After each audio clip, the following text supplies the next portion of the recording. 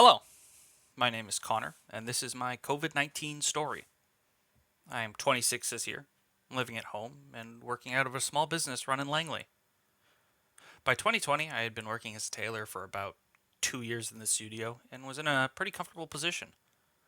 We're a small, close knit team. We're genuinely just a group of friends working together. When the initial lockdown occurred, I admit I was naive about how much my life would change. I assumed this would all blow over after a month, that COVID was just a passing issue in the greater scheme of the world. I was almost excited for a chance to spend a week or two on vacation.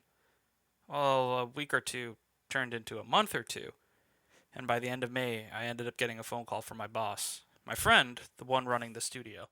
He'd been working alone for the last 2 months, pulling 16-hour days trying to stay on top of the workload customers were still demanding he filled out. He was hardly able to leave his house most days to even pick up daily necessities. To make matters worse, his workload was continuing to grow as customers affected by COVID started demanding refunds just to make their own ends meet. There was no understanding from any of these people. Many of them demanded full payment immediately, even ignoring the fact that doing so would put my friend even closer to bankruptcy. He was in a sinking ship, forced to work more to bring in enough money to refund those demanding we return their money to them. The conversation was a grim awakening for me. He hadn't been eating or sleeping properly, and was unable to see anyone for 2 months. How many other people were going through much worse was a fact I had chosen to be ignorant about.